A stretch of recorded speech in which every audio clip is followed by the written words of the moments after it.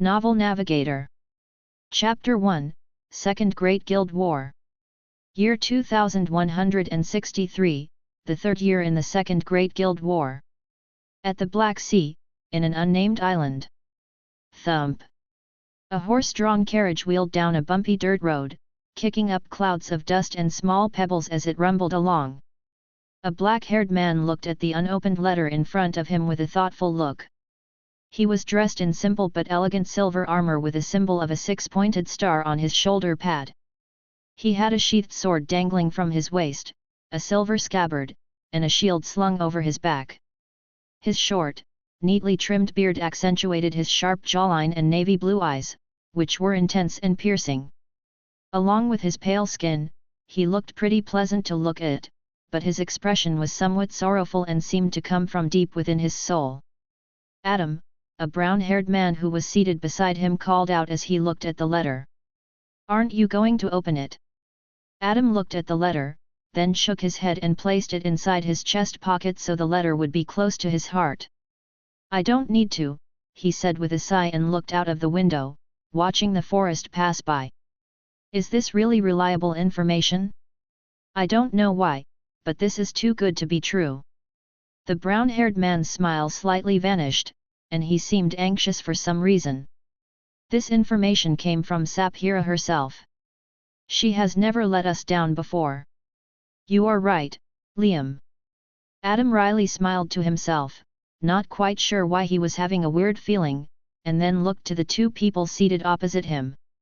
One of them had similar colored brown hair as Liam, but she looked more attractive with gentle-looking eyes and bob-cut hair and a slender figure that made the armor look slightly too big for her. She was Lisa, Liam's twin sister. Beside her, a long-legged beauty with navy-colored eyes and long black hair sat with a book in hand. She looked very intellectual, with fair skin and long eyelashes that accentuated her mature-looking eyes. With her slender, curvaceous body, she exuded an aura of grace and poise that would make it hard for any man to look away from her. She was Amelia, an old friend of Adam's that spanned all the way from middle school. "Nicholas, are we close?" Adam opened the door slightly, letting in the cold wind of the approaching winter, and shouted towards the driver. At the driver's seat, the last member of their party used the reins to steer the horse down the dirt path. He had a bushy beard that seemed big enough to house a whole family of birds and a wide-brimmed hat that cast a shadow over his face. His body was big and muscular, the result of his former occupation as a lumberjack before he focused all his time on Mortal Online. He had a rugged, weathered appearance that didn't make him really popular with the opposite sex, but he had a gentle-looking expression that made him seem kind and caring. "We have reached the end of the line," Nicholas shouted as he saw a small mountain in the distance that was blocking the dirt road from going any deeper into the forest. He gently made the horses stop, and the carriage stopped right beside the thick-looking forest that seemed endless around them. The cold wind whispered through the branches, making them sway and scratch each other with their wooden fingers. After opening the door, Adam jumped out of the carriage and looked around the surroundings with narrowed eyes. The forest was thick and dark, with lots of cover, making it the perfect place for someone to try to ambush them. However, even with his Kiryoku, he couldn't sense any danger nearby. It eased some of Adam's worries, even though the strength of his Kiryoku had only slightly grown from his infant state. After all, he was never a patient enough to practice it. In situations like this, with uncertainties lying behind every corner, he regretted it. Finally, Lisa let out a gentle moan while stretching her limbs as she stepped out of the carriage. Liam looked towards the small mountain that blocked their path and saw that there was an archway, barely the size of an ordinary door, leading deep inside the mountain. It looked like the archway was nature-made, but also like the rims of the archway was chiseled by a man. "We should hurry up." Liam turned to Adam and shouted for some reason. "No time to waste. Why are you shouting?" Adam frowned and did a zipping mouth motion with his hand. "This is near enemy territory. Absolute silence is preferred." "Aha, sorry." Liam sheepishly scratched the back of his head. Shouting, ignoring the potential threat, and carelessness was common mistakes among mercenarymen, but not for experienced mercenaries such as them. However, Adam swept away the mistake because he thought it was just Liam's excitement, knowing that they were close to winning the war for Lady Saphira. "Let's move," Adam said and took the lead as they headed towards the mountain. After stepping through the archway, Lisa and Liam lit up their lanterns, giving Adam enough light to see where he was walking. After a short while, Adam's eyes shrunk into a narrow line, and his legs instinctively stopped moving. "What is it?" Liam asked with a few sweat drops trickling down his face, and he didn't bother keeping his voice down. "We are almost there." "Quiet!" Adam whispered, almost sounding like he was shouting based on his facial expression, but the words came out as a whisper, and wrapped his fingers around the hilt of his sword, but the intensity of the danger was almost overwhelming. "This is a dangerous place. We should return and ask for reinforcements." "But we are so close!" Liam shouted. "We traveled all the way from New World to get here. Don't you think this is strange?" Adam asked with a suspicious whisper. "Why did they send me here if there was something that could help Star faction win the war? Why not someone stronger? Other generals were busy and their armies were needed elsewhere," Amelia whispered, trying to convince him. "And Saphira trusts in you, always has." Adam stayed silent, his mind racing with questions and doubts. However, the expectations weighed heavily on his shoulders. "Fine, but move quietly and slowly," Adam said while others nodded. They continued moving slowly, inching deeper and deeper into the center of the mountain. And, after a short while, they arrived at the heart of the mountain. It was a spacious room with a large stone pedestal in the center. However, there was nothing on top of the stone pedestal. It was an empty room, and based on the carvings and scratches on the wall, it was a former boss room, but it was cleared a long time ago by mercenary party. Meaning, even the treasure chest had most likely been taken away. Therefore, there was nothing left to scavenge from this place. "Nothing." Adam frowned, and then his hair stood on end as he realized that something was off. "My Kyryoko is going off. Someone is coming, someone powerful." Clap, clap, clap. Thunderous clapping reverberated across the mountain as a person walked from the shadow of the rocky wall. He was a clean-shaven, handsome man with a sickening grin on his face and crimson eyes. He had long red hair that reached his lower back, and he was nearly 2 meters tall with a well-toned body. He exuded an aura of confidence and power that radiated like a scorching inferno. Adam drew his sword and pointed it at the man, feeling the intensity of the man's killing intent that was locked into him. "Calamity," Adam whispered coldly. "How bold of you to come here alone." "Ha!" Calamity let out a short laugh and rested his cheek on his palm. "Alone? Hardly." Adam frowned, but at that moment, he felt a sharp nail stab into the back of his neck. "The fuck?" He quickly swatted the hand away and turned around to see Liam clutching his aching wrist with a cold expression on his face. Adam's eyes shook, and he then plucked the nail out of his skin and saw that its tip was coated in some kind of slimy poison. At that moment, a notification popped up in front of him. "You have been poisoned. Liam, WY." Adam dropped down on one knee, he couldn't see anything straight except the blurriness all around him. "Amelia, and Nick. Liam P poisoned me, K kill him." However, Amelia, Nicholas, and Lisa didn't move and instead looked towards Calamity and bowed with mixed emotions on their faces. What? Adam's eyes trembled as he tried to process what was happening in front of him. "See, I am not alone." Calamity walked towards him with his hands inside his pockets.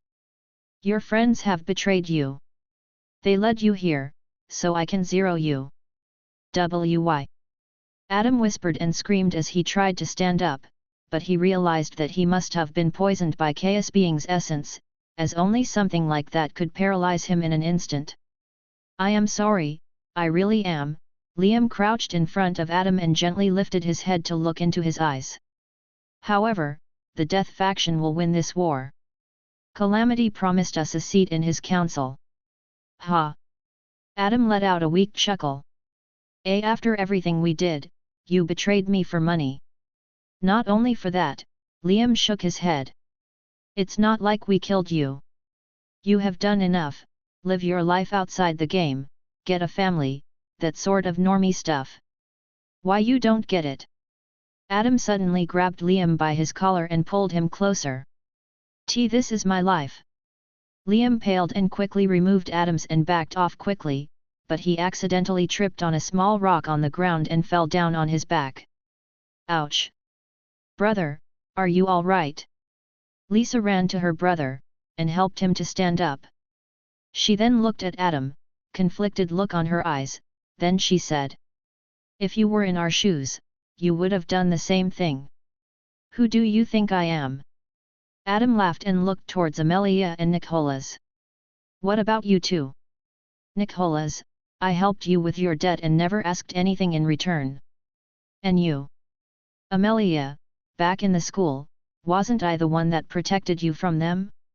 Without me, your life would have been a living hell. That doesn't mean I should be your loyal follower to the ends of time, Amelia said and crossed her arms to push her breasts up. We are adults now. Nicholas looked coldly at Adam, and didn't open his mouth. His usual gentleness and kindness had long disappeared. At that moment, Calamity scoffed and drew his glorious sword with a blade that looked like it was made of hardened blood. Adam pulled out his medallion from his pocket and opened it, revealing an engraved heart with something written inside. Calamity placed the blade against Adam's neck, but then he saw the medallion. He frowned and snatched the medallion from his hand. As he saw the medallion, his eyes turned cold and rageful. The medallion read, "Yours truly, you." Calamity, in rage, smashed the medallion on the ground and broke it under his foot.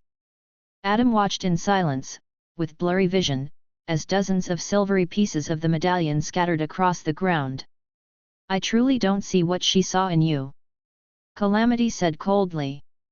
I am so tired of hearing your name, about how much of a genius you are, and that you'll accomplish great things. I am Calamity, one of the Grand Lords and a person who achieved an S-ranked score on the tutorial. I am the man closest to challenging Conrad for the spot as High King. Why yet, why? He gritted his teeth and raised his sword high. Why are they always talking about you? Because. Adam coughed blood and smiled. They can see who you are, especially you. A pathetic worm, that's all you are. Pathetic, you say?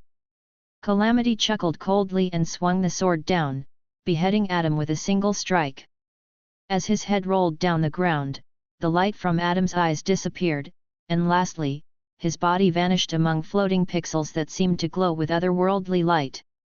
The pixels slowly faded from existence, and with that, the last sign of Adam also disappeared from Mortal Online.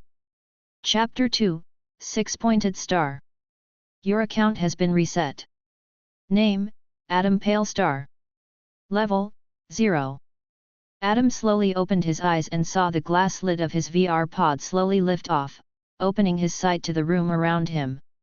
He slowly climbed out of the VR pod, and looked around the messy room, with clothes, alcohol bottles, and trash strewn about. It took him a moment to gather his thoughts. 10 years' worth of hardships were wasted, just like this. As Mortal Online was very competitive and strength ruled over everything, he started as nothing but coin feeder, the lowest rank. He climbed ranks, using his blood and sweat, struggling every day to avoid the threat of getting zeroed and his account reset. In the end, he reached a highly respected prime mercenary rank and became one of the generals of Star faction. He was respected and admired, which took nearly 10 years to achieve. There were people who would kill him to be in his shoes, and now he was betrayed and killed by the people he trusted most. It wasn't a rare thing to happen. Friends would betray each other for their own selfish reasons. He never expected that to happen to him. Adam looked at his VR pod, traced his finger across its smooth surface, and remembered the countless memories he had shared with his friends. However, when he thought about them laughing and joking around the campfire, he felt like his breakfast was about to come back to the surface. Amelia, Lisa, Liam, Nicholas. Adam coldly whispered and stood up. And Calamity. At the last name, he added extra venom to his tone. You're all going to pay for what you've done. Adam's eyes narrowed into a glare as he walked out of the room.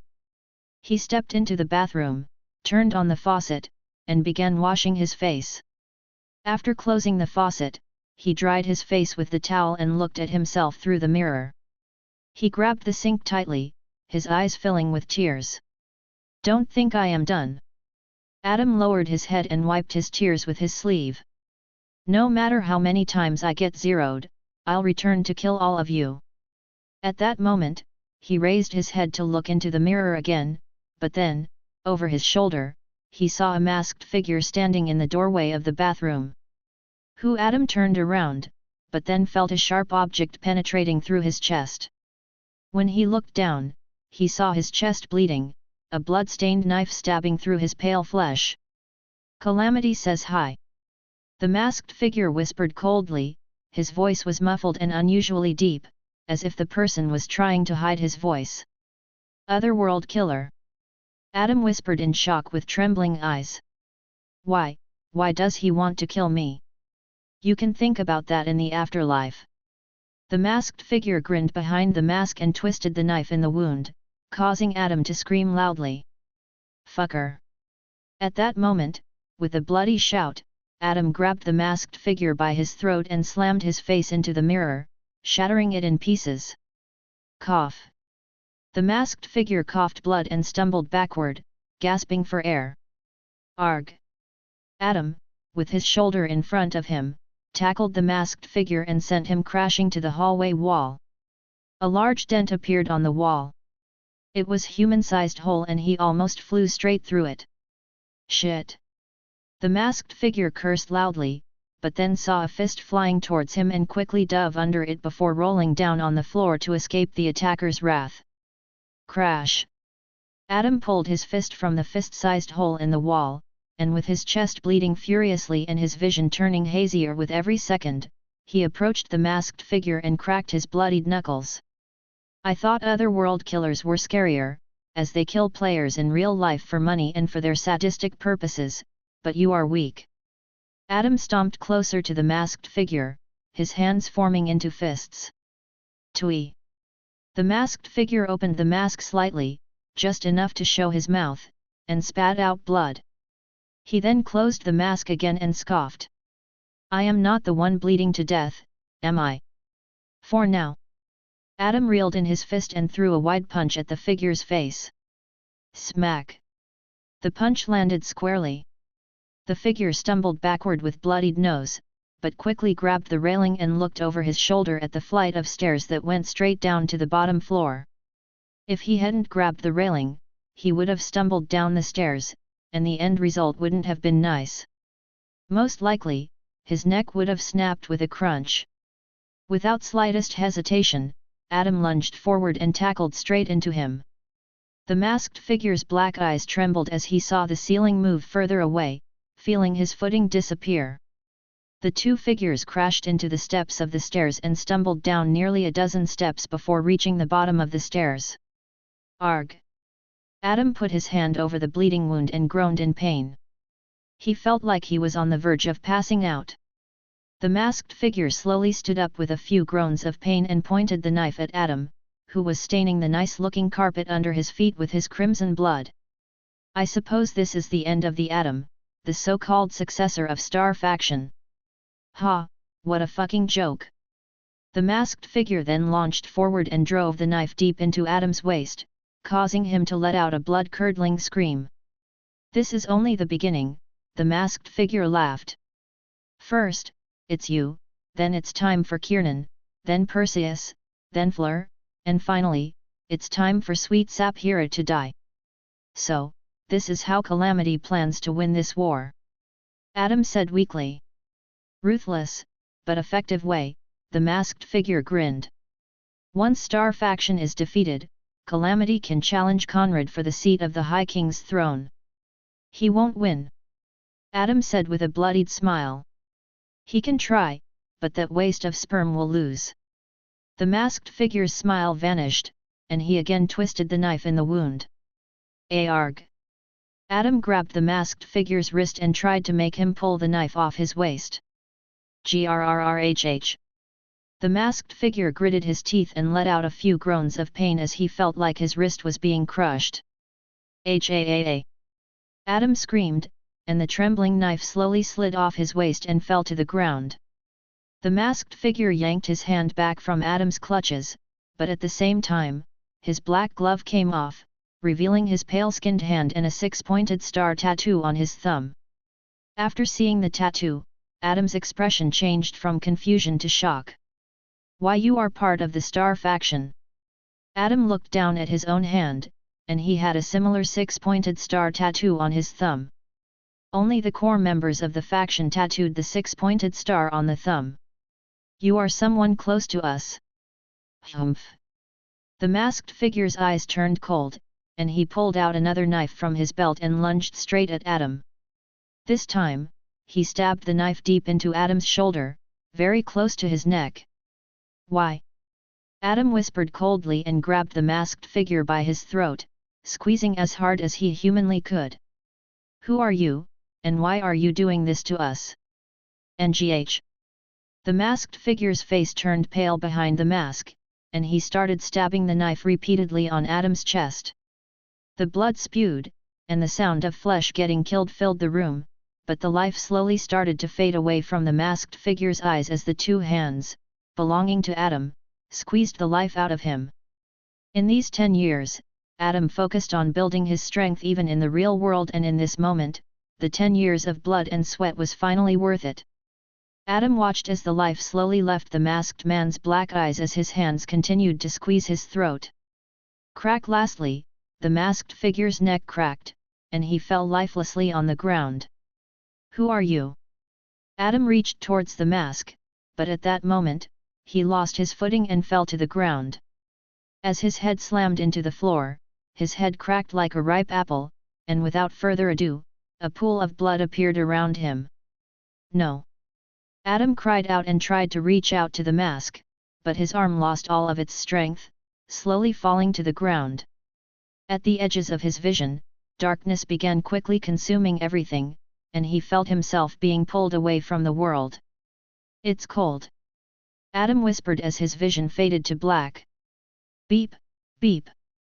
Ugh. A voice groaned in anger, and a figure rolled around in the bed, turning to his side and moving the blanket to cover his face. Beep, beep. The alarm continued to ring. 5, no, 10 more minutes.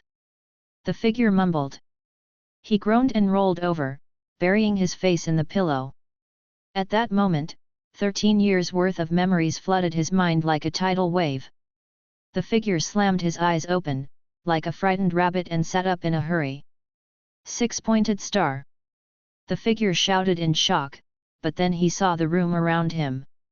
It was a place that had almost faded from his memory. Wait. He stood up and looked at his half-naked, lanky body, with only his underwear covering his private parts. He fiddled with his toes and moved his fingers to ensure that it was really him and not just a memory of the past. What in the world? He stumbled out of the room, saw several doors, and a flight of stairs leading downstairs. He walked to the door in front of him and hesitantly turned the door handle, opening the door to the bathroom. As he stepped onto the tiled floor, he grabbed the sink and looked at his mirrored self in the mirror. That's not possible. Adam muttered as he saw his younger self looking back at him. Chapter 3, The Return. Adam touched his face, and the mirror mirrored his movements perfectly. He couldn't believe his eyes. The pale-skinned face that wasn't as weathered as his future self, the lack of maturity in his features, and the unblemished, clean-shaven appearance. His future self, which was marred with scars of years gone by and battle-hardened muscles that were earned through blood and sweat, was all gone. He then looked down at his torso, traced his hand across the chest, and felt the softness of his skin. The knife wounds were gone. What happened? Adam wondered out loud and looked in the mirror. Am I dreaming? Creak. At that moment, the door swung open, and a beautiful figure appeared in the doorway. A fair-skinned young woman, with pajamas draped over her, rubbed her sleepy eyes as if she had woken up just moments prior. Adam's eyes trembled, and tears appeared in the corner of his eyes. The fair-skinned young woman opened her eyes wide and saw a half-naked young man looking back at her. Her cheeks flushed pink as she realized she had accidentally walked in on him. "Hey Adam!" she shyly whispered as she quickly turned away. I didn't know you were using the bathroom, I swear." "Alice!" Adam whispered, and his legs moved by themselves as he approached the young woman. Without thinking twice, he put his arms around her and pulled her close, holding her tightly. "I missed you," he whispered with tears trickling down his cheeks. "So much." Oh. She stuttered, her voice trembling as she looked up at him with flushed cheeks as she was held in such intimacy. Did I go somewhere?" At that moment, a wrinkled woman with light brown hair walked into the bathroom, her eyes fixed on the two, hugging with one of them being nearly naked. Her face turned red instantly, and she grabbed Adam by the ear and shouted loudly. "Adam! The hell are you doing to her?" "Ouch!" As Adam was dragged out of the bathroom by the angry-looking woman, he said in surprise. "Sarah! Go put clothes on!" She screamed and shoved him into his room. With her eyes trembling in anger, she slammed the door shut. Alice peeked from the bathroom, watching her mother storm angrily downstairs. As she looked towards the door of Adam's room, she touched her chest, feeling the racing heart. That was unexpected. She thought with a shy smile and then closed the door, as she planned to take a shower before school. Inside the room, Adam sat back on his bed and touched his hands. He was certain that he was holding her as if she were really there. This is not a memory. He scanned the room and soon found his pants on the floor. He picked them up, searched the pockets, and soon found his phone. It was a phone, an old phone which he barely remembered. It was clearly a decade old, at least. However, now it looked brand new. After opening the phone, he saw the date and the current year. 2150. Adam dropped the phone on the bed and covered his mouth in shock. I was sent 13 years into the past? It's also been 2 days since my birthday. I was still living with my government-appointed caretakers. The government-appointed caretakers were a system created after the Dark Plague swept across the whole world in 2130. It killed billions of people, and it only affected people who were over 20 years of age. His parents also died from the Dark Plague, only a few days after his birth. Because of the sudden increase in orphans, the government-appointed caretaker system was put in place. The orphans were put in the custody of a family that survived the Dark Plague. Adam was sent to the kind fourth family when he was still very young and was raised by them. This is really happening. Adam took a deep breath and felt like his heart couldn't take so many surprises in one day. After a few minutes of sitting in silence, contemplating things, he heard a knock on the door. Come in." Adam looked towards the door and said. The door slowly opened, and Alice walked in, drying her drenched hair with a towel. Can you put clothes on?" she asked shyly and looked away. She had expected him to put on clothes already. "Oh." Adam stood up and grabbed his clothes from the floor. After slipping his legs into the trousers, he zipped them up and put on his shirt. "By the way." Alice sat down on the chair after seeing that he had finished getting dressed and asked curiously. "You acted strangely in the bathroom. Is everything all right?" Adam looked silently at the beautiful young woman and watched as her mouth moved as she spoke. He couldn't help but feel emotional. He shook his head and smiled. "Why yeah, just a bad dream, I suppose." Alice tilted her head in curiosity. She felt like he wasn't being completely truthful, but she didn't push the matter further. "Anyway, my mother might be little angry after that," she shyly smiled after remembering the scene in the bathroom and continued. You should probably leave for the store first. Maybe she has calmed down by then. Store. Adam frowned and then let out a long sigh. Right. Hee, you forgot that you had work today. Alice giggled and stood up. Work hard, you can do it. Hat. Adam chuckled and looked fondly at the young woman, who was both beautiful and kind and had always been one of the few people who actually cared about him. I'll have to go to school. Alice said, and as she was about to walk out of the room, she looked at Adam, smiled, and left. Adam laid on his back, grabbed his phone, and turned it on. Since it's 2150, even the First Great Guild War hasn't started. It is currently the so-called peace era, but it's still all about strength. Should I really start playing that game again? Adam sighed. It wasted 10 years of my life, for what? Just to get betrayed and killed. I have a second chance, Alice is alive, and I can perhaps just make things right this time around. However, a sour feeling came to his mind then. Without me, Calamity might really become the next king. It's not like he was a good guy and turned bad because of greed. Ever since I started playing in 2153, I have heard about him and his abuse of power. I have heard tons of disturbing things about him. Also, you is there. Remembering her face, Adam sighed deeply. In my previous life, I started playing in 2153, 3 years from now on. The game has now existed for about 11 years, and it's the biggest thing in the world, but it's an extremely competitive game, and only a handful of players can make a name for themselves in that world. However, I know about things the current players do not know of. Adam scratched his head and chuckled. There are things they haven't discovered yet. I could go and snatch them for myself. It's not like I start from nothing again, I have memories of 13 years of the future with me. Also. His eyes turned cold. Amelia, Lisa, Liam, and Nicholas. They might not know what they did to me, but if I let them be after betraying me like that, ha! He then stood up from the bed and stretched his arms. If I only found out the person who killed me, well, at least I know that he was ordered by Calamity to kill me. I never expected him to go so far. But it's not like it hadn't happened before.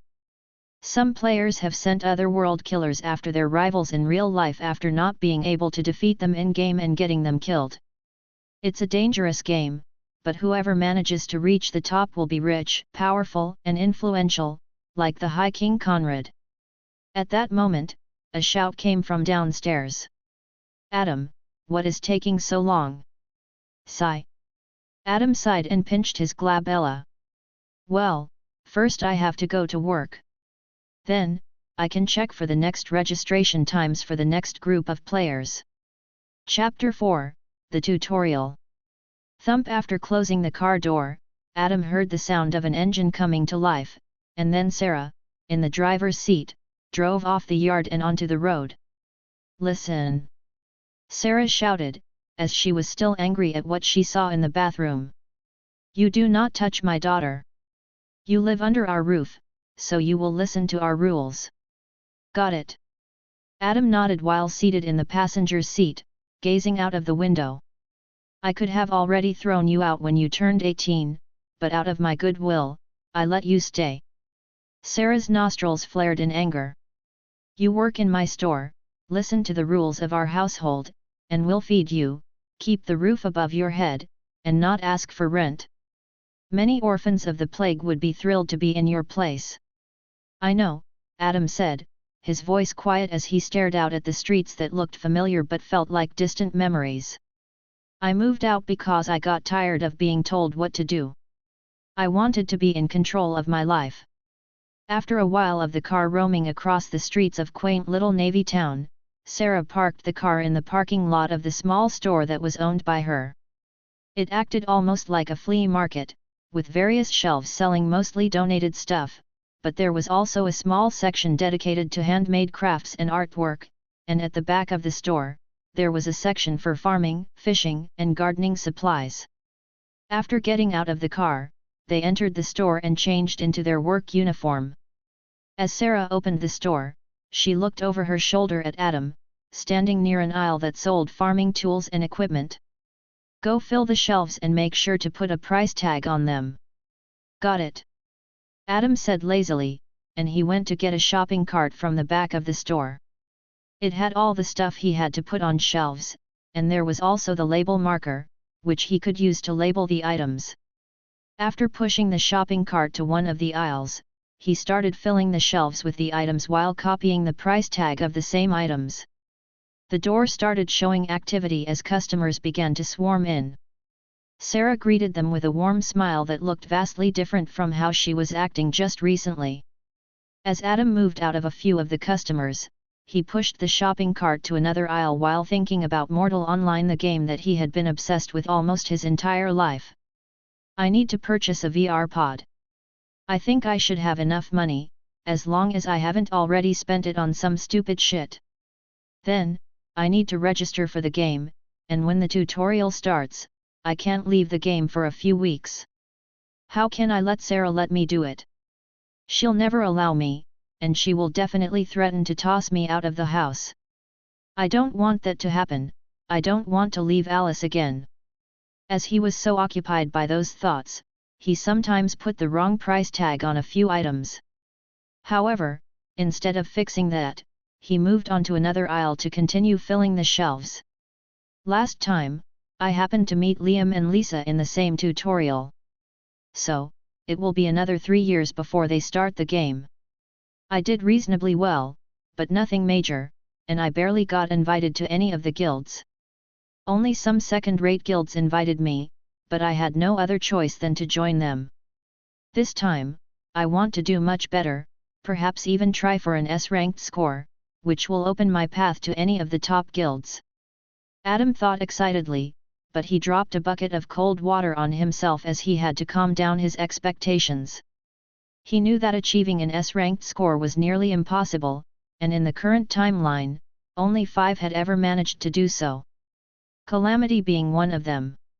In the future, there were a few more, but it never went above 10 players in over 20 years of the game being released. It told about how incredibly difficult it was. After Adam finished filling the shelves, he turned to the counter, where Sarah finished restocking the candy.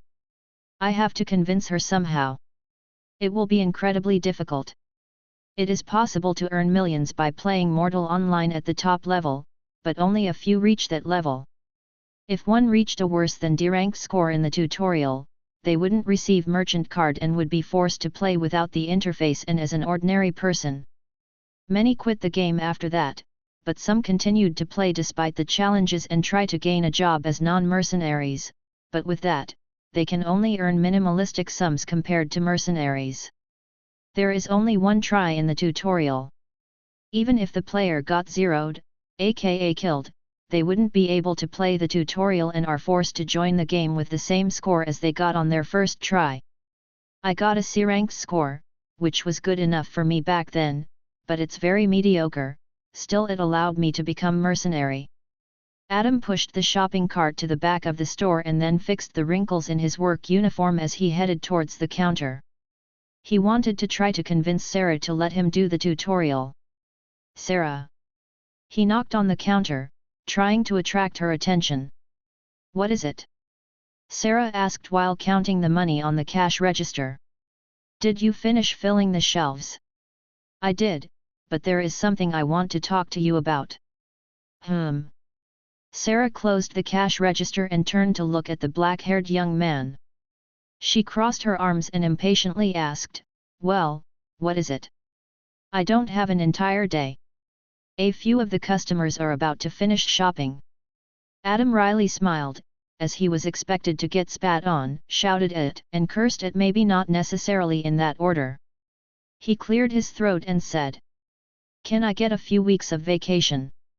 Sarah looked blankly at him before smiling, her face turning shades to red. "Are you crazy?" she screamed hoarsely. "Few weeks of vacation? Are you planning to go to New Paradise for a holiday, or what the hell? Is this how you repay me by going on vacation?" The few customers in the store looked away from the aisles towards the screaming woman and felt quite bad for the boy, as they believed his eardrums would be done after this. "All right." Adam threw his arms up in the air. "Forget what I said. Go clean the aisles." Sarah shouted and pointed towards one of the aisles. "Go." Adam sighed, grabbed a broom, and walked to the aisle with his head hanging low. However, after he was out of Sarah's sight, he pulled out his phone and went to check the price for VR pods. "I can only afford the bronze VR pod." He shrugged his shoulders. "Well, it's better than nothing." After checking his bank account, he returned to the website and ordered the VR pod. It should arrive in 3 days. Adam pocketed the phone, and as he started cleaning, he had a hunch that Sarah would be very mad. "I still don't know if she will throw me out. She isn't aware of it, but we were actually somewhat close in the future. She's not as bad as she acts." Chapter 5, Plague Sickness. After returning home after a day of work, Sarah dropped her bags and rubbed her shoulders. Then, after seeing Adam remove his shoes, she said, "Go clean your room. It's a mess," and dropped the silly thought of the vacation right away. Right. Adam sighed, went up the stairs, and entered his room. After closing the door, he took off his jacket and laid down on the bed, feeling exhausted from the day's events. He would have wished to take a few hours of rest to gather his thoughts. Right, the registration. Adam pulled out his phone and went to Mortal Online's website. There, he went to check the registration times. It was completely full for the next couple of days, but there was a free slot on the third day. Luckily, it also happened to be the day when his VR pod should arrive. If someone wanted to play Mortal Online, they couldn't just purchase a VR pod and hop on the game. One had to register for a certain slot for the tutorial. Then, the group of players in that slot entered the tutorial together, and it would last for a few weeks. Quite many already dropped the desire to play the game after knowing that the tutorial could last from a few weeks to a month. Luckily, the VR pods had a hibernation program that allowed someone to stay that long inside the game. The pod would take care of the person's needs, such as a need for food, to empty the bladder, etc.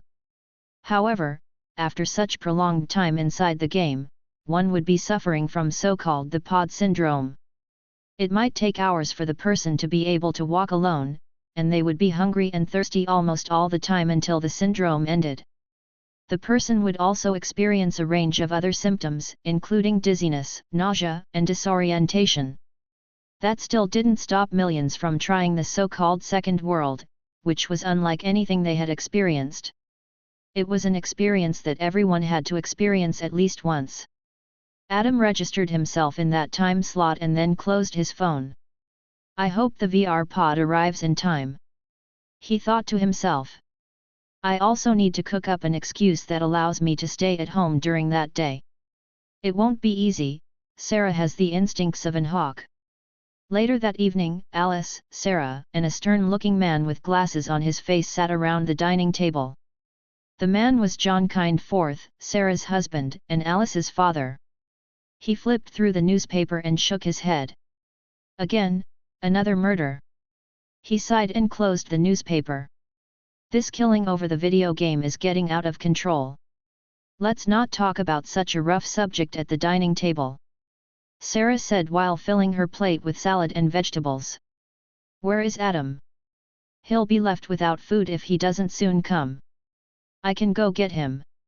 Alice was about to stand up, but then her mother stopped her. "No need." Sarah shook her head. "He had always had a belly full of food. Maybe when he is without food for a day, he'll begin to appreciate it more."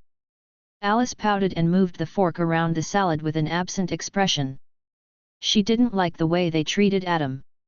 At that moment, footsteps sounded from the stairs as Adam entered the living room. "Food is getting cold, eat," Sarah shouted and turned back to her food. Even though she was willing to let him starve for a day, if there was food on the table, she wouldn't stop him from eating. "Hey, Adam! Alice smiled and pulled out a chair for him next to her. How was the work? Was it busy? The usual. Adam sat next to her with a smile, but then glanced at Sarah and shook his head with a wry smile before occupying himself with the food. Humph. Sarah scoffed and used a napkin to wipe her lips. John, do you know what Adam said today? Well, what? John asked while cutting a steak on his plate into tiny pieces. He asked for a few weeks of vacation. Ha, what nerve! Sarah laughed and angrily ate. Oh! John raised his eyebrow and glanced briefly at Adam. Well, why do you need vacation for? Is there any particular reason? Who cares about the reason? Sarah waved her hand dismissively. If he wants to live under this roof, he will work. Adam mumbled something while eating and then continued to eat in silence. John shrugged his shoulders and resumed eating. He wasn't as angry at the thought of vacation as, in his opinion, Adam had worked hard since he began living with them. Having a few weeks of vacation wouldn't be the end of the world. Alice looked around the dining table in silence and wondered whether Adam had some place where he wanted to visit during that vacation. Maybe he would want to come with me to the hot springs someday. She thought about it and wanted to ask him sometime. It always brings me relaxation. He had been working hard, so it could help him. Adam stabbed the fork into the steak, making its juices flow down the plate, mixing with the salad and vegetables. The days went by, and soon, it had been 3 days since Adam returned to the past. He had nothing except spending time with Alice and working in Sarah's store. He had used his phone to get caught up with the affairs of the current world, and he also started to remember some of the things that would happen in a month's time. It made him feel strange, as it made him feel like a time traveler, which wasn't too far from the truth. Unfortunately, he couldn't remember any of the lottery numbers or how the stocks would perform, as those kinds of things didn't interest him back then. Adam stayed under his blanket, warming himself up, especially his forehead, and trying to make himself look as sick as possible. At that moment, the door swung wide open. Still in the bed, Sarah screamed and put her hands on her waist angrily. Get up, we'll have to go to work. Adam rolled to his side, only showing his head, and coughed several times in a very convincing manner. I think I became sick. Sick? Sarah crossed her arms with a frown and approached the bed. What nonsense are you spouting? I have never seen you sick before. She leaned over him, her eyes narrowing with suspicion. Well, look at this. Adam showed his palm, his voice trembling like he was shuddering in the cold. On his palm, his veins were purple in color. And they looked like veins spreading across his fingers.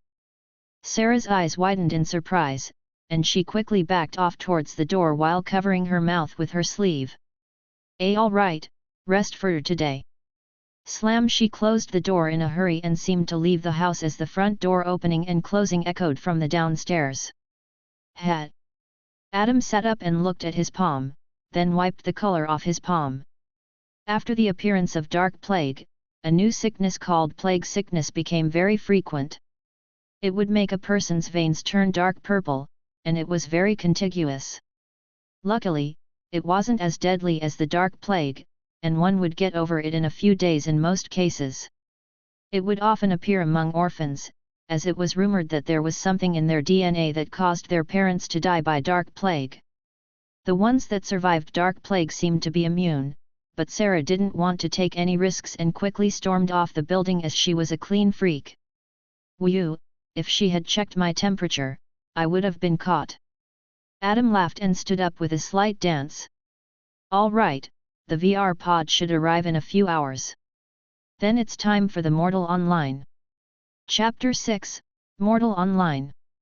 A delivery van slowly packed into the yard and parked in front of a 2-story white-painted house with well-maintained grass.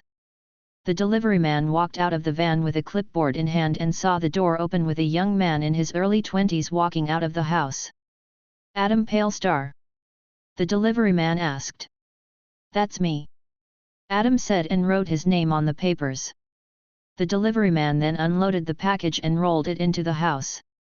It took both of them to carry it to the second floor, and once the package was put down in Adam's room, the delivery man bid farewell with sweat visible on his brows and left to do other deliveries. After closing the front door after the delivery man left, Adam rushed into his room and unpacked his purchase. Soon, his bronze VR pod was set up and ready to use in the corner of the room. It was getting quite packed in the room because of the wardrobe, desk, bed, and now the VR pod. Whew! Adam wiped off his sweat and read some of the VR pod's instructions. But, after a short while, he tossed them away, as he had 10 years worth of experience of fixing and using VR pod. He even knew how to repair the VR pod if it was malfunctioning. Now that John and Sarah are still at work and Alice hasn't returned from school, I could do this interrupted. Adam crossed his arms and smiled at the VR pod. His tutorial would start in a few hours, but he planned to enter the waiting room a little earlier and get used to moving with the bronze VR pod. He had used to play with the diamond VR pod, which was miles better than bronze, but also more expensive. It had better reflexes, the feeling of touch was identical to real life, and it had a more realistic sense of immersion.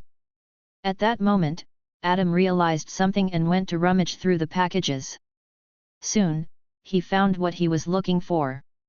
There were a bunch of blank cards with blank spaces for pictures and some information about the player.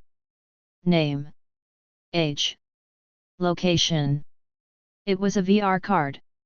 With that, he could log into his account, and if it went missing, the person's account would as well. Therefore, it was an absolute must to not lose it. That's why Adam had always kept his card inside the VR pod at all times, so whenever he went to play, he only needed to press the button and his consciousness would transfer to the other world. After taking out one of the blank cards, Adam opened the glass lid and climbed inside the VR pod. He then lied down, put his head on the padded rest, and inserted the card inside a small card hole that was on the side. Below the hole, there were several buttons, one to close the glass lid, and one to transfer his consciousness to the virtual game. It's a little uncomfortable. Adam thought out loud as he tried to get into a more comfortable position. He didn't want to leave the game with massive neck pain. During this time, he wished he still had his diamond VR pod, which felt like laying on clouds. Adam then looked towards the button and reached out to it. As his finger gently pressed on it, Adam saw the glass lid covering the pod glow. He then saw flashes of light go past his vision, and then, without realizing it, he was standing in the middle of an empty white room. Interface. Adam whispered, and only a countdown appeared in his vision. Game, Mortal Online. Countdown, 1:47.56. Do you want to enter the waiting room? Yes/no. 1 hours and 47 minutes. Adam looked at the option and pressed yes. He was covered by floating pixels, and then he saw the scenery around him change as if he were on a fast-moving train.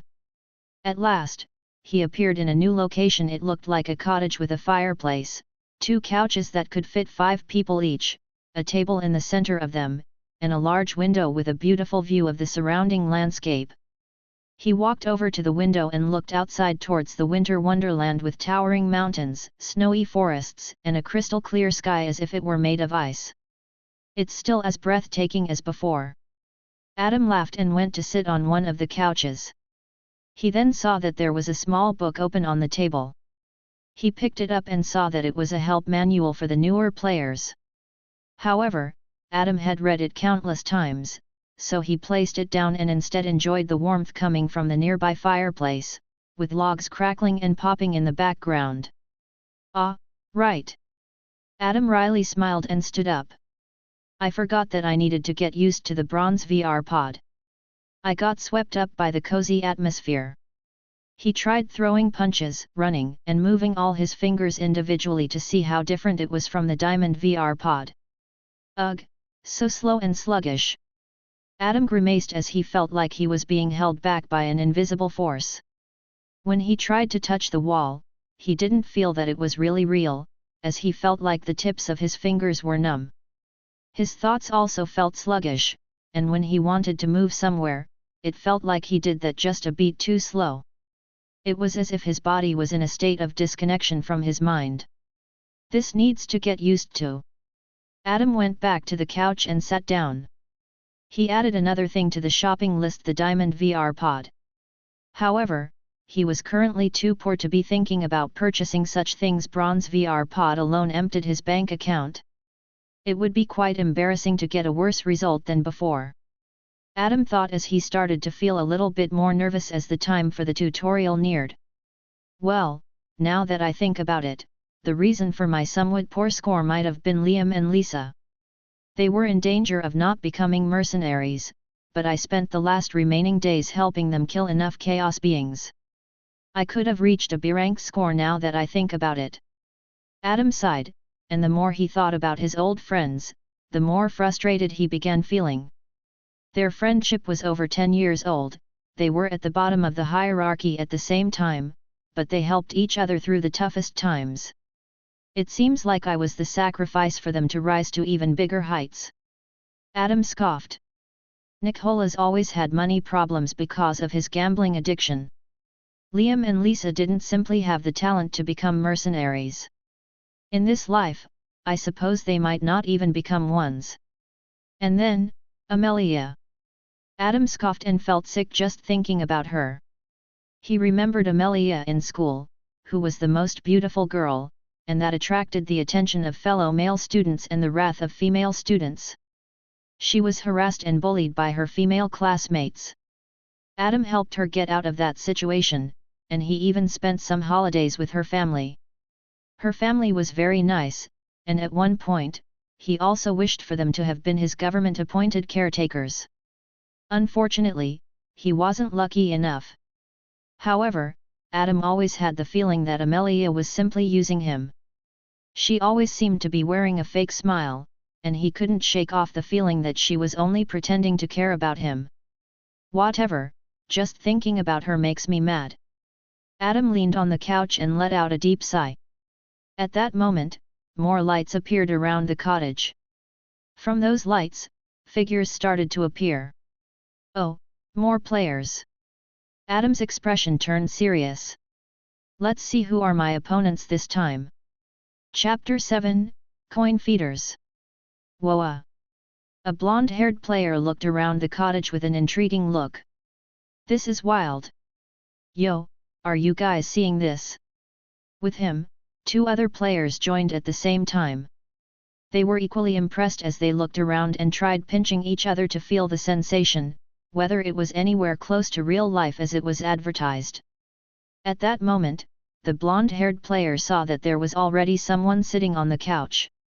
He showed a friendly smile and extended his hand towards the person. Hello, my name is Donald, who are you? His 2 other friends joined their friend and looked at the stranger with a neutral expression. They were aware of the game's hierarchy system, but in the tutorial, everyone was on the same level. However, during the tutorial, the hierarchy might shift. There will be, of course, strong players and weak players. They were trying to scan the black-haired young man from head to toe, trying to determine what his position in the hierarchy might be. Adam silently looked at the hand in front of him and looked away, showing clear intention that he didn't have any desire to shake the hand. Ouch! Donald pulled his hand back with an awkward smile. Not very friendly, are you? Hey, we are just trying to be friendly. Donald's friend, a tall, lanky young man with a serious look, chimed in. No need to be an asshole. Asshole. Adam raised his eyebrow, then crossed his legs and put his arms over the couch's backrest. I simply didn't want to shake hands. I was hardly an asshole. All right, you two. Calm down. Donald laughed and stopped his friend from arguing before it went too far. He then looked back at Adam and smiled. I hope we'll meet in the tutorial. Maybe we can work together. Donald Weatherson in the flesh. Adam chuckled as he watched them walk to the other corner of the cottage. It took me a moment to remember his face. After all, he didn't really make much of an impression. At the center of the cottage, more flashes of light came from nowhere, and nervous players appeared from there. They all looked at the cottage with similar expressions with awe and curiosity. As they tried to get used to the movement, Donald and his friends went to introduce themselves, and as Donald looked somewhat handsome and approachable, many players quickly warmed up to him. It was clear that he was trying to make himself look like a leader in the eyes of players and get them to rely on him. "He'll lead you to your deaths," Adam thought as he watched the players mingling with each other. At that moment, he felt a gentle tap on his shoulder. "Excuse me." Adam turned to see who was speaking to him. It was an unfamiliar face. A pair of blue eyes hidden behind spectacles stared at him with a curious expression. "Are you reading that book?" he asked as he nudged his chin toward the book on the table. "No." Adam shook his head. "Okay." The young man took the book for himself and sat on the other couch before starting to read it with a curious expression. Adam curiously asked, "You knew it was the help manual? Someone told you about it, huh?" Yes." He nudged his glasses up and nodded. "My brother played the tutorial once. He gave me some tips. My name is Adam, what's yours?" The glasses-wearing man looked at him and replied, "Seth. Seth Hardrock. Doesn't ring a bell." Adam thought and nodded before resuming his silence. As the time went by and more players crowded inside the cottage, Seth finished reading the help manual and saw that it was already quite packed around the couches. He didn't notice before, but someone had already sat beside him as space started to get cramped, but surprisingly, no one was sitting next to Adam, and he wondered why. Adam tapped his finger against his arm calmly, but with his side eye, he saw Donald talking with players, who sometimes threw glances in his direction. Making me an outcast already? That was quick." Adam chuckled, as he didn't expect it to happen soon. He thought Donald would be able to resist his urges until the safe room opened, at least. They hadn't realized yet, but we are all opponents. Trying to fight for any resource. Adam silently thought, this time, I don't want some baggage slowing me down. The time flew by while the players waited impatiently for the tutorial to start. Since they appeared in the waiting room, they had mingled with others and acted like this was just a video game with no consequences. A short while later, a strange ringing reverberated through the cottage. It sounded like an alarm clock went off. Adam opened his eyes and stood up from the couch. At that moment, the door swung open, letting cold air in, making many players shudder in the cold and forcing them to move closer to the fireplace. A wide-shouldered man walked through the door, almost not making it through because of his muscular frame. As soon as he entered, all the talk within the cottage died down. "Humph," he scoffed loudly and crossed his arms to flex his muscles. "My name is Ron. You'll call me Sir Ron." After scanning the cottage and seeing a few nods, he continued. "I am a player, just like the rest of you. However, I am different from all of you. I am strong." Ron pointed at everyone individually with his finger. "You all are weak. You are coin feeders. It is an insult in here, it means waste of coin, what most of you are." Ron's words struck a nerve among the group. Some didn't like what he said, as if they were nothing but a waste of air. They hadn't come across such a thing in the real world. "This is the first floor." Ron pointed at the winter wonderland outside. "This is a dimension within the dungeon. To get to the next floor, you have to defeat the floor boss. The boss is somewhere in these mountains, and someone has to defeat it to get to the second floor." "Wait, everyone doesn't have to defeat it?" a scrawny-looking player asked with his arm raised. "No." Ron said coldly. "If the boss is defeated, it will respawn in 24 hours. In that time frame, you can get to the second floor if you wish. However, you don't get any points if you do that." "Points?" a player asked. "Points are what determine the score you'll reach at the end of the tutorial." Ron said. "You won't know your score, only your handler does." "A handler?" Ron took a deep breath as he seemed to get irritated by the questions. You'll meet your handler soon enough. For now, there are enough backpacks for everyone outside. Ron nudged his chin towards the wagon outside. If you survive through the first floor, more things will be explained to you.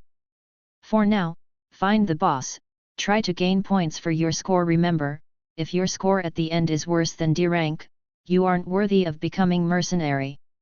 You'll be trash for the rest of your life. Near the couch, Seth formed a fist with his right hand and clenched it tightly.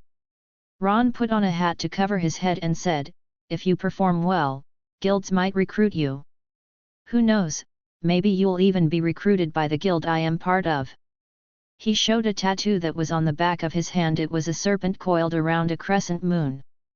Crescent serpents, Ron said with a hint of pride in his voice. It's a prestigious guild that values strength and skill. If you show exceptional leadership skills and strength, you might very well be recruited. Remember the name.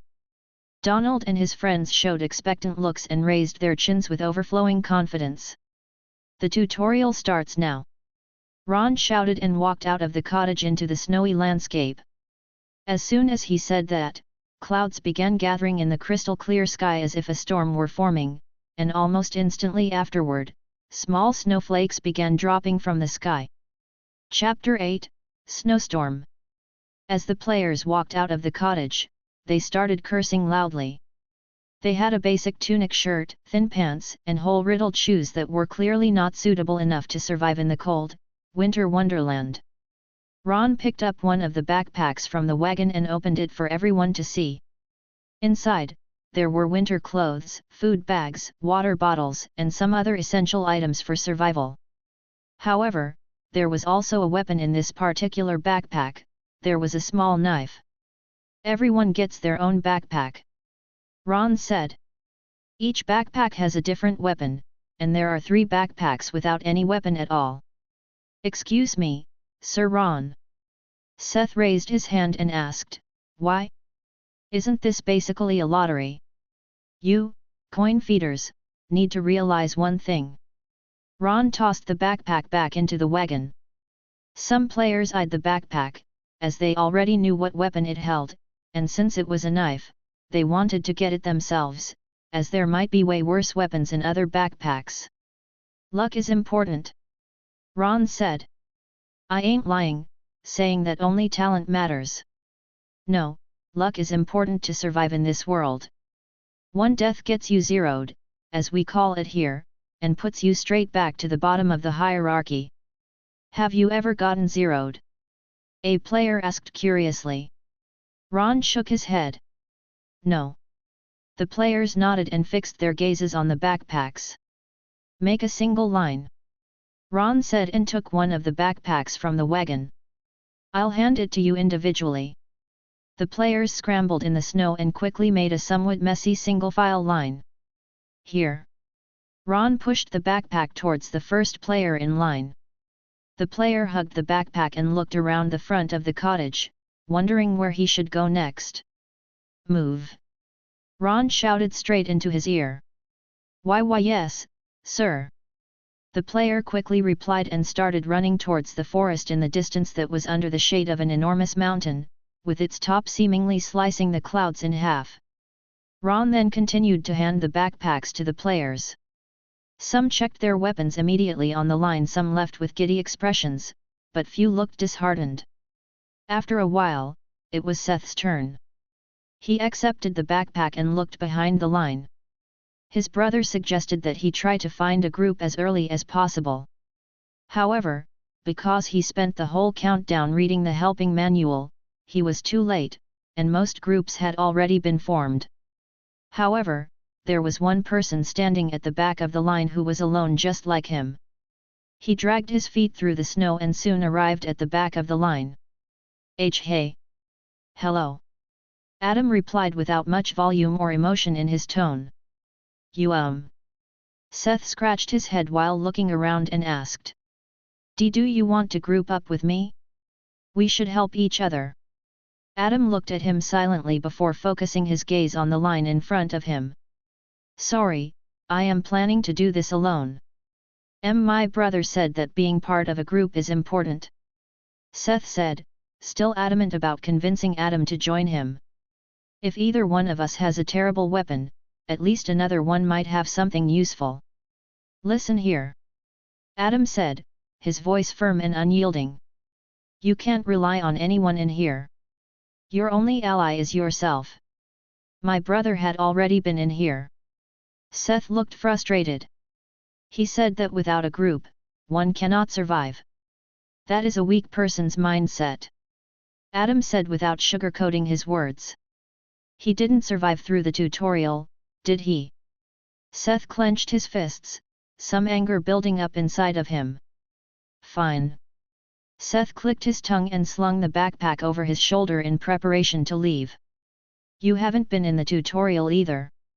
You wouldn't know. Adam stayed silent, his eyes fixed straight ahead of him.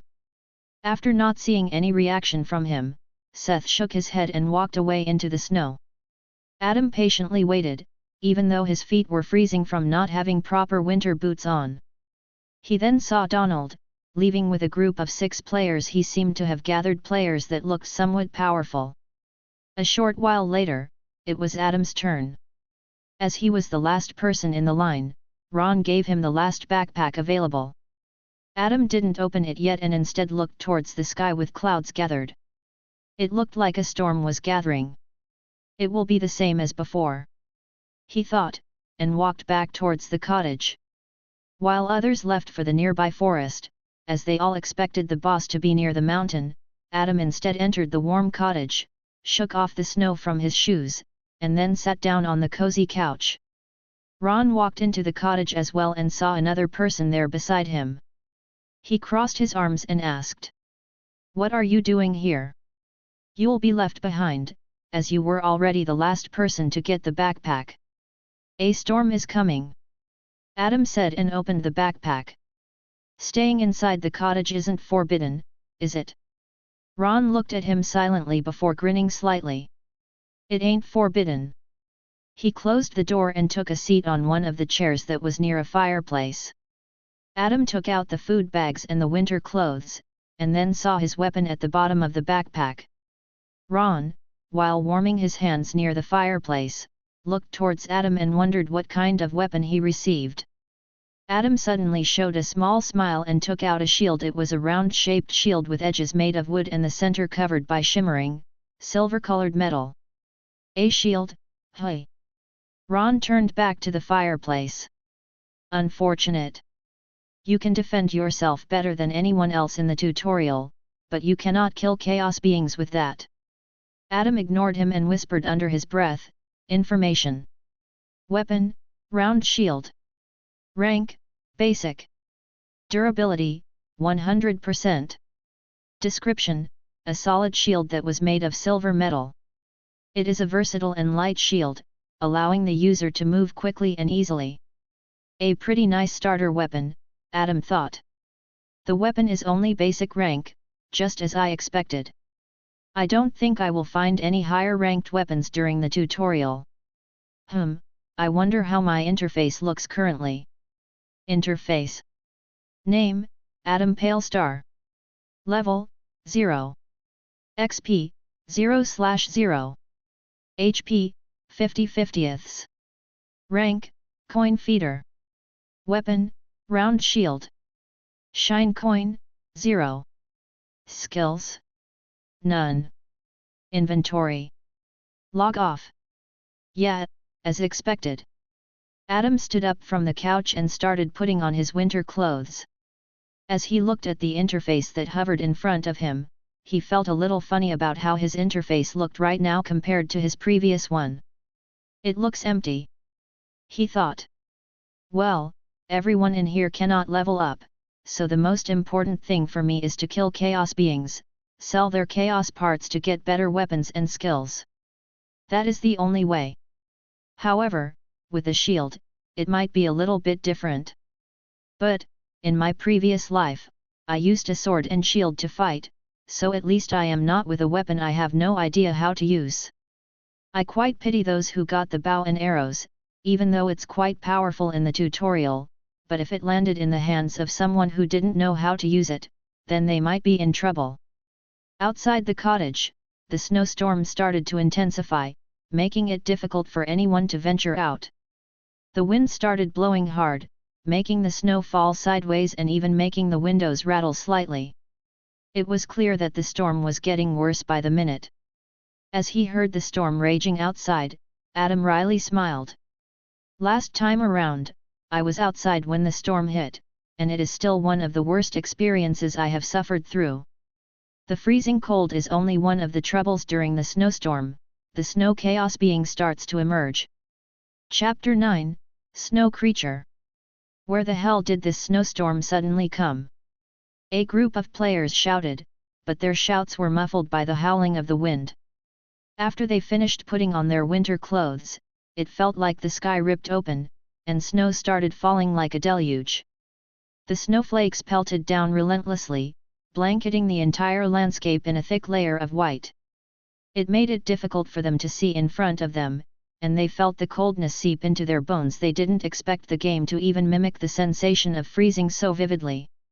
One of the people in this group even lived in a remote town that was mostly covered in snow most of the year, but even she was surprised by the harsh conditions. She had never experienced something like this. Swoosh! At that moment, a young man with his head covered by beanie saw something moving within the forest. It was like a blur of a shadow that quickly disappeared into the snowstorm. "Hey, I think I saw something." The other two members of the group turned to look in the direction where his finger pointed, but they saw nothing except the whiteness of the forest, which almost seemed blinding. "There is no one there!" the young woman shouted. She had to shout till her voice turned hoarse, otherwise, it wouldn't be possible to hear her through the wind.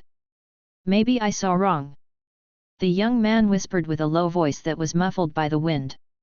As the group of three continued dragging through the snow, they heard a deep howling sound coming from somewhere nearby. It was loud and malicious, as if it were coming from some ancient beast.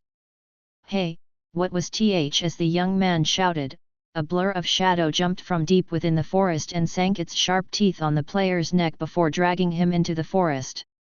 The young woman turned around and squinted her eyes, but she couldn't see one of the members of their group.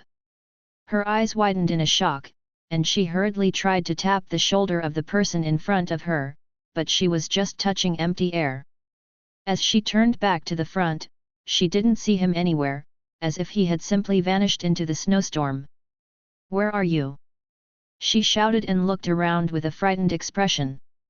"This is not funny." Ho. The hair at the back of her neck rose, and she turned to the hill in the distance, thinking that the howling came from there. However, she didn't see anything there.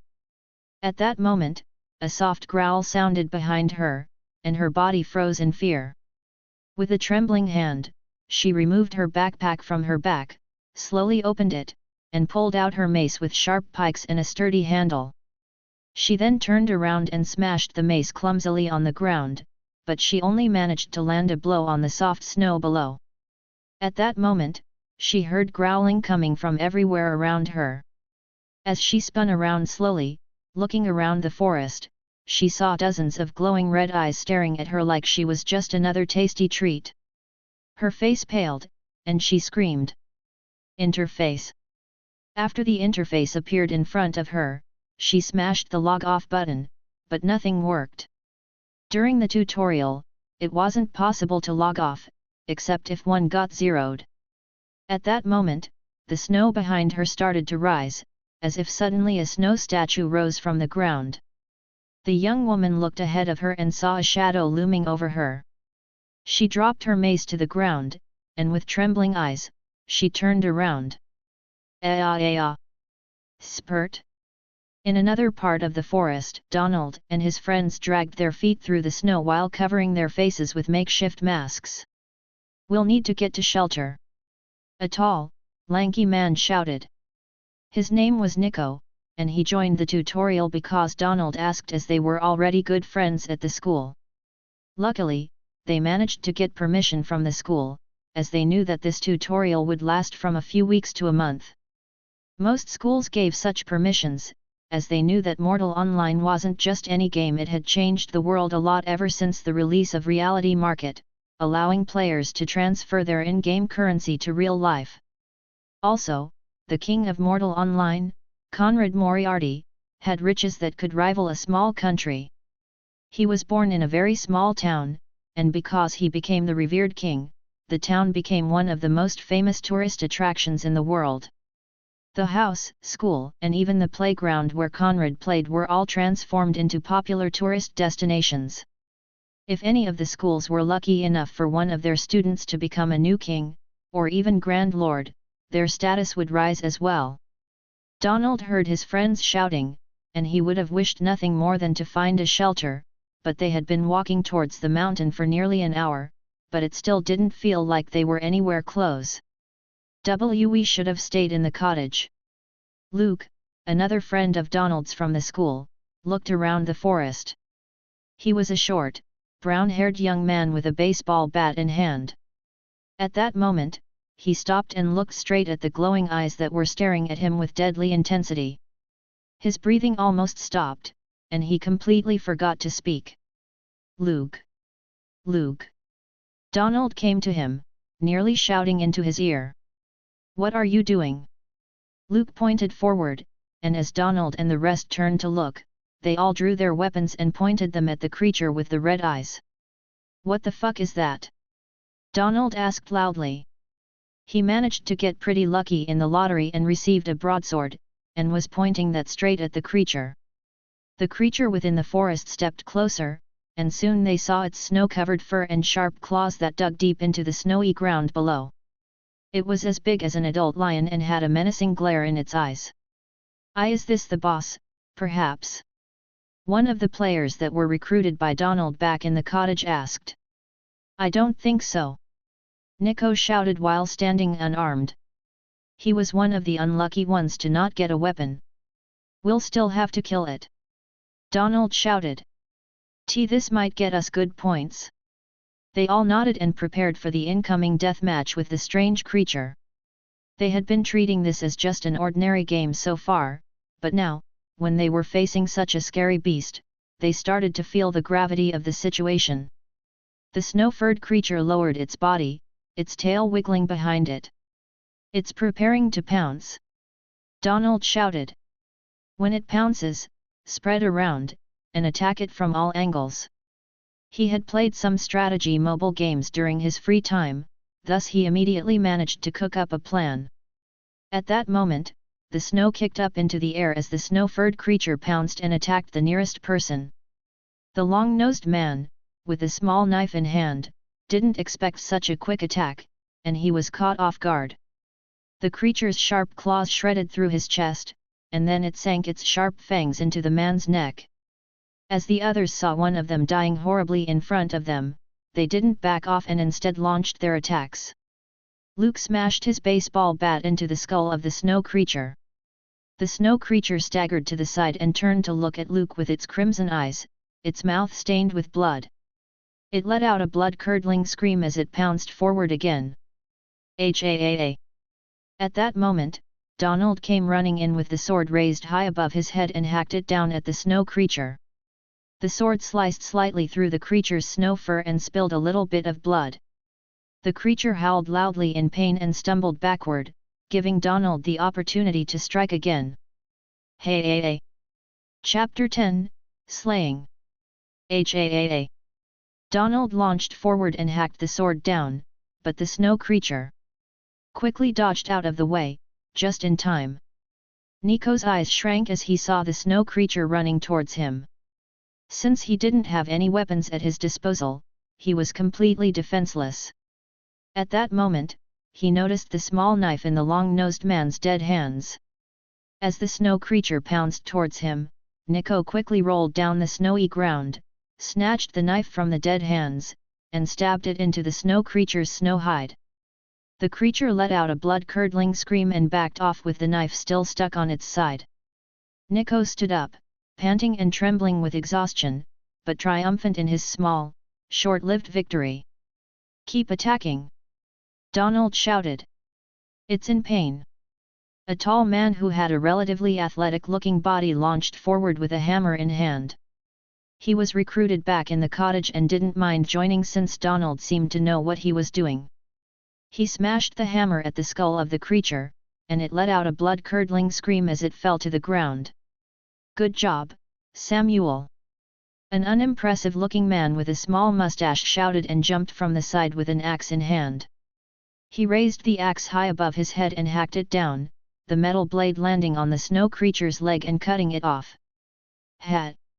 He smirked as the snow creature's cries rang in his ears. His name was Fama, and he joined Samuel in the tutorial after he asked. They were working in the same company, a desk job, and they both hated it. After both received a few weeks of holiday, they both decided to try the tutorial and see how well they did. If they received a good score, they thought about quitting their job and trying their hand at Mortal Online.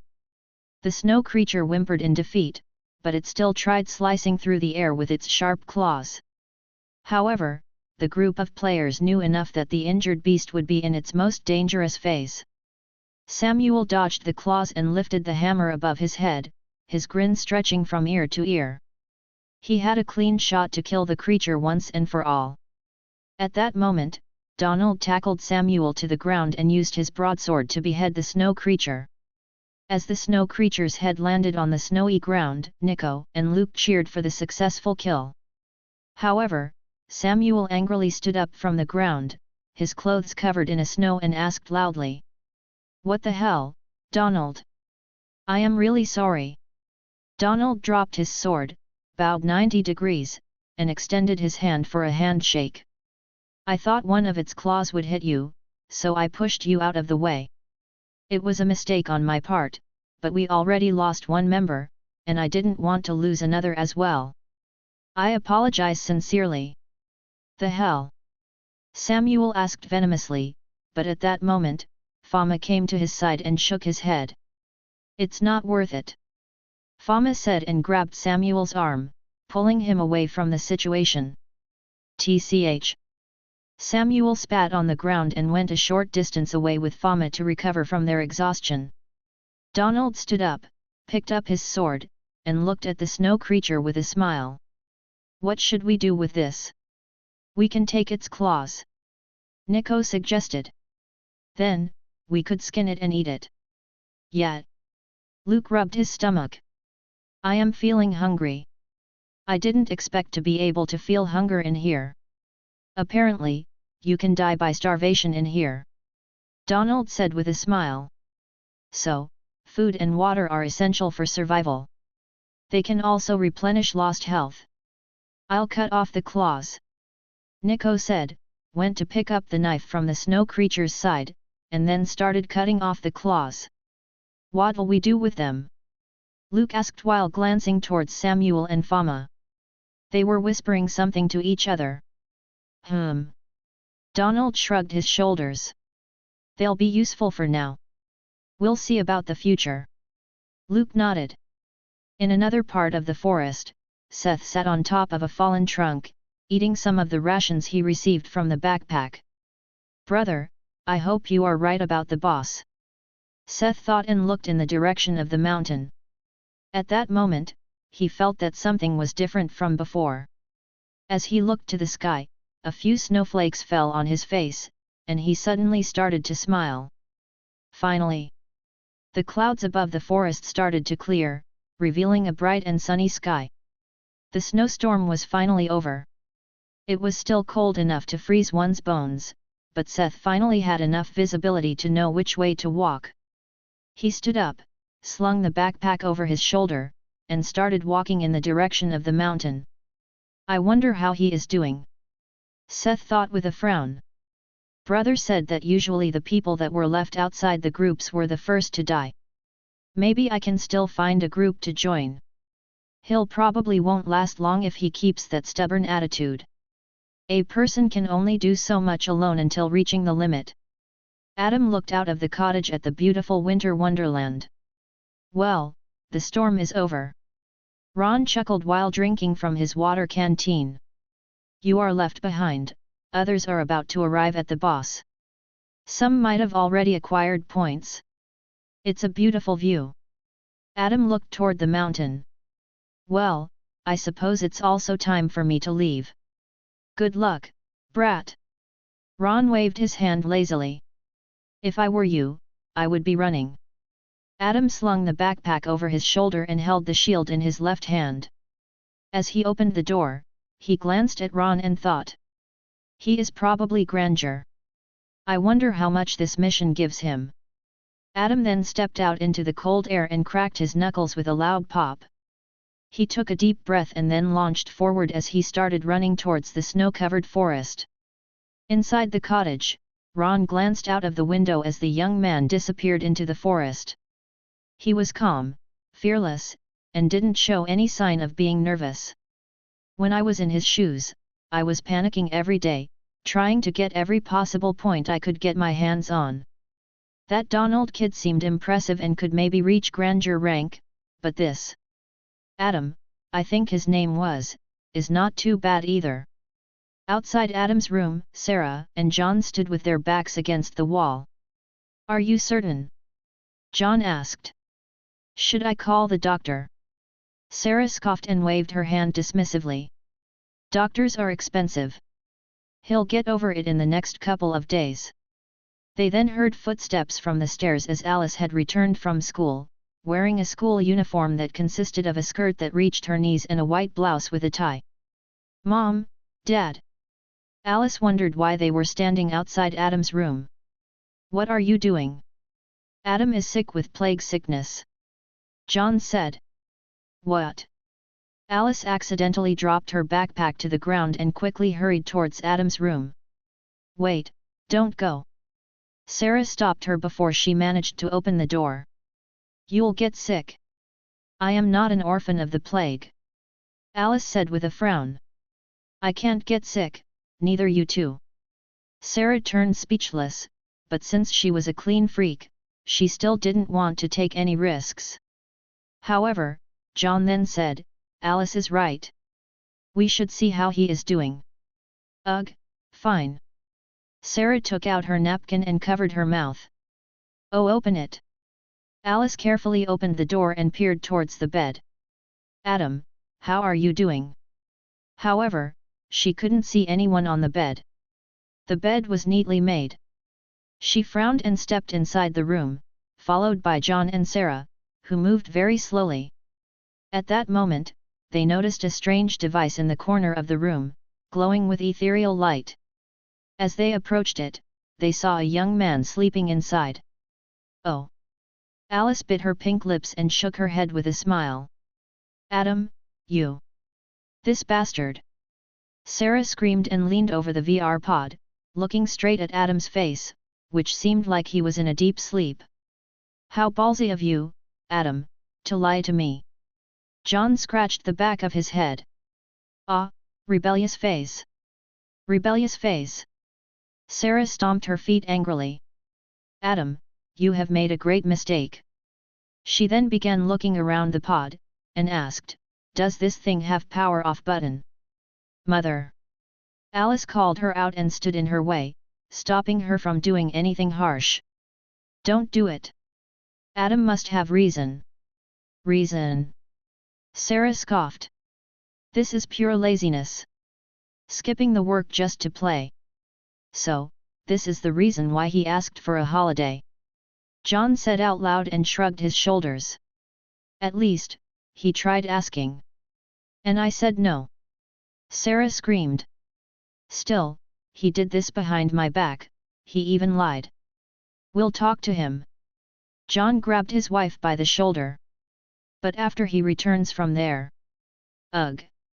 Sarah loosened her clenched fists and looked at Adam's sleepy face with narrowed eyes. Fine, but just wait, Adam, you'll get earful. After Sarah and John left the room, Alice leaned on the VR pod, gazing at Adam's sleeping face with a smile. She couldn't help but feel a sense of satisfaction, knowing that he was finally doing something he was enjoying, and not forced to do. Good luck!